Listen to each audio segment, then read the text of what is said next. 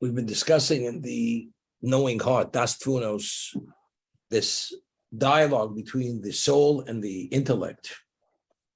And they're discussing the 13 attributes of Jewish belief. And seems that some of them, the understanding, although we accept it as fact, but it's beyond the capacity of human being even to approach it, to enter, and how to process it. And he spoke about the concept of reward and punishment. And we have a concept known as Tzaddik Viralo, Rosh V'Tovlo. The Tzaddik, although he upholds the law almost at a meticulous level, but yet his fate is not great. And they say he's always getting the short end of the stick. And the Rasha, despite his errant behavior, even defiance, God treats him with kid gloves. And he has plenty of material cushion to give him the best situation. There's no rhyme or reason, seemingly, God forbid. So the soul is asking the intellect to give him an approachable way, even to have a small degree of context to understand this. So he explained, he responded, said, there's certain things which are not understandable, that even Moshe Rabbeinu asked the question and God did not respond. So the soul says, I'm not asking to understand things which are not understandable, but whatever is understandable and within our purview of capacity, I would like to understand what it is. That's where we left off. Amar HaSeichel. So the intellect responds and says, Vadai, no question. HaKadosh Baruch Hu Heikim et Olomo ala Mishpat. There's no question. The foundation for creation is everything is processed within the context of judgment. Yoshev and Eman. Straight and faithful. Fairness. It's the fairest level of judgment. Zadover Tiri also Boro Beli Shum Sofik. And you will understand this, which is it's unquestioned. Moshe Hayid Haro Anemon, as Moshe Rabbeinu, who's the true shepherd, the most faithful shepherd of God, Hatzur Tomim Polo. He says in the Torah, the rock, his actions are perfect. All his ways are justice. Kelamuna, he's the faithful God. There's no iniquity in his justice. Tzaddik v'yosheru, he's devoutly righteous, and he's fair. Now we have to understand, how do we somehow reconcile the reality of tzaddik v'ralo with this? How's that appropriate justice, and how's that fairness? Omran neshama. So the soul responds to the intellect, says, Yosha mishmar hazeh, the fairness of this judgment that we're speaking about. V'omer ko'etzo hashlemo hazos shezacharto, and the depth of the approach of how to deal with the context of judgment. Humasha ani chafetzo lishmoa. That's exactly my point. How do we reconcile this with fairness and appropriateness and what one is deserving? Ma'od heitev. Davar abuyu. That's exactly what I want to try to grasp and understand at a level of clarity. Okay? Now we're beginning to enter into the discussion. What is the objective of creation? That man should be the ultimate beneficiary of his actions. Man is created deficient. It's within our capacity to reconcile or to correct that deficiency and bring ourselves to a level of wholesomeness, of perfection. What is the playing field? What are the challenges? Existence. We're subject to many choices, many challenges. You meet the challenge and you succeed, you're bringing perfection closer. Because every action, which is a positive action, that's an upgrade, and that lessens the deficiency within us. That is the objective of creation. I always say, person has a tremendous pain, doesn't know where it's coming from, and he gets an MRI, and he gets a CAT scan, and they find exactly the problem, the source of pain. Doctor says it can be rectified, but it takes very serious surgery, which is very painful, and the recovery could take 3 years, and you're going to be incapacitated. But after 3 years, you'll be fully functional, you'll be productive, creative, and you'll be at the best function in your life. Moshe Rabbeinu says to the Jewish people, I'm presenting before you life and death. I encourage you to take life. So the Midrash asks, I have an inferno burning on one side and I have paradise on the other. You have to encourage the person to go to paradise and not go into the inferno.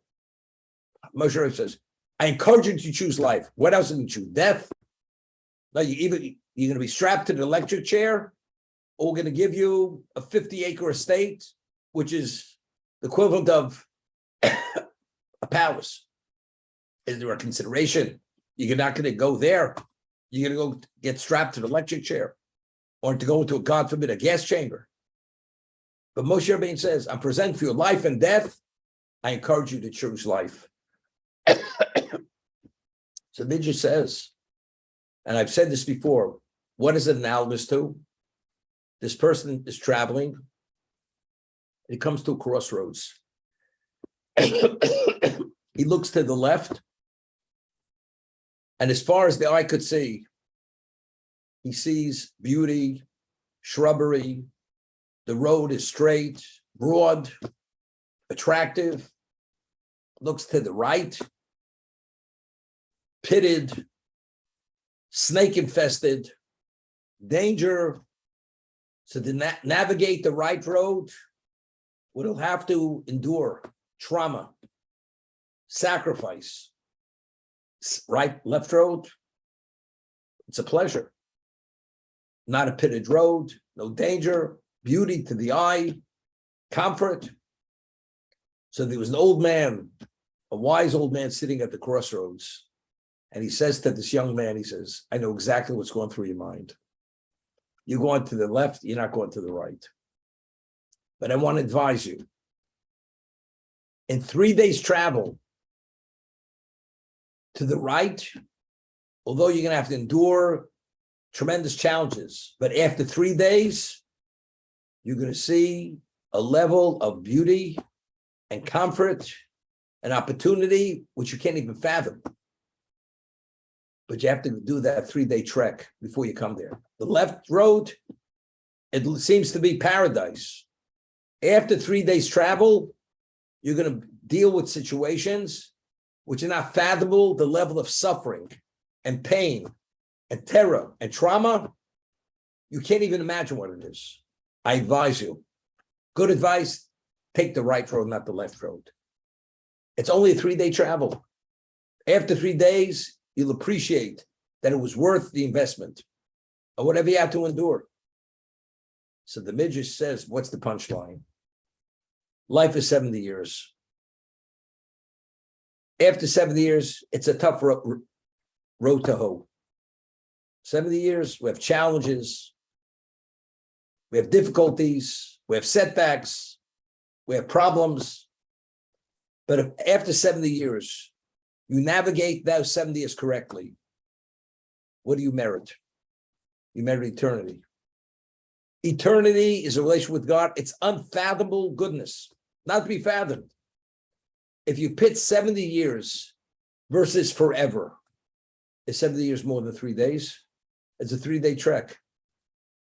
A small investment. I'd ask a person, give me $100,000. The man doesn't have $5 to his name, and I will give you $1 billion return on the $1,000. Person, it's a lot of money. I don't even have $2 in my pocket.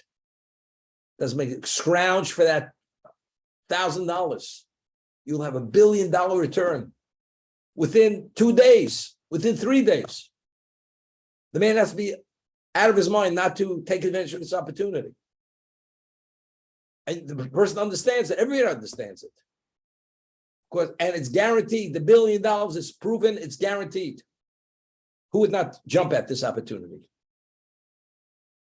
After life, if you succeed in your lifetime, those 70 years, the opportunity surpasses the $1 billion, $1 trillion, surpasses all existence.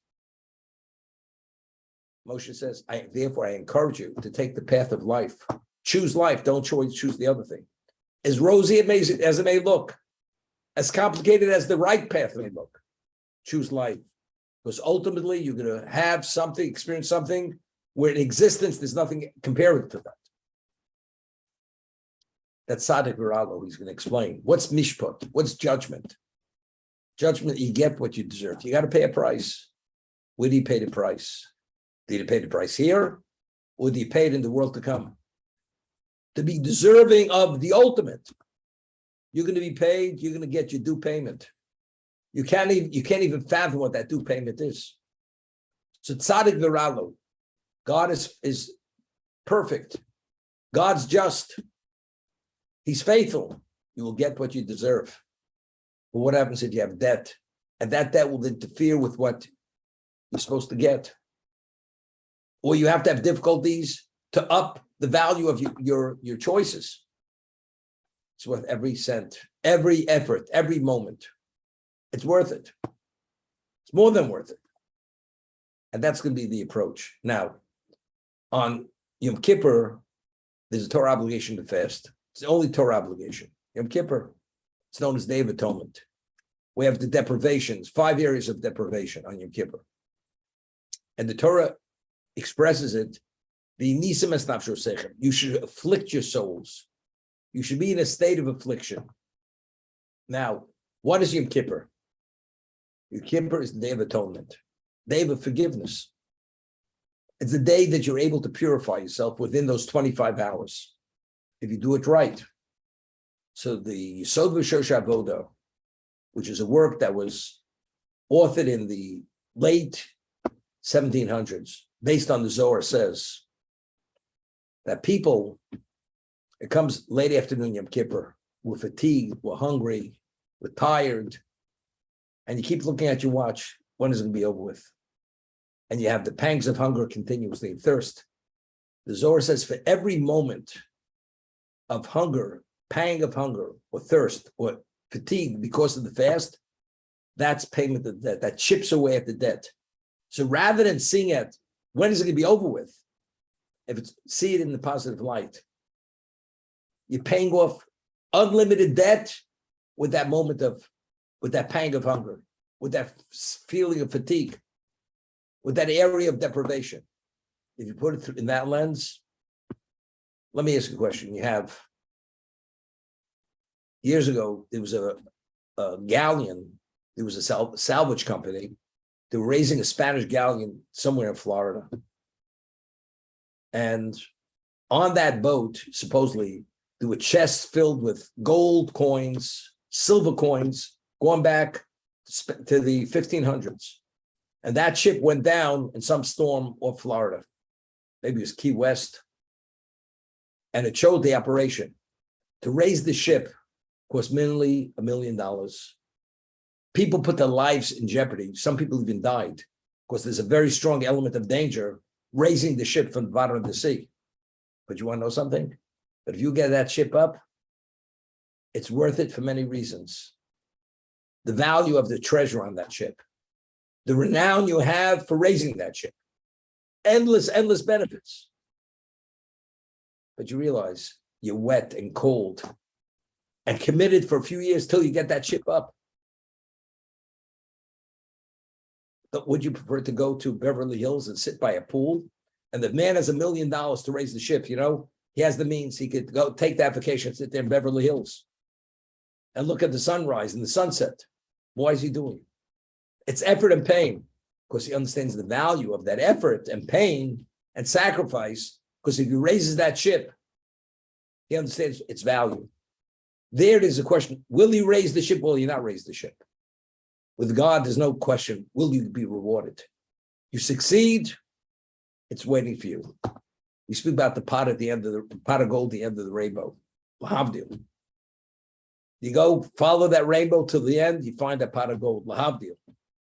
If you live your life that conforms with Torah, despite the difficulties, you're still committed and a faithful believer in God,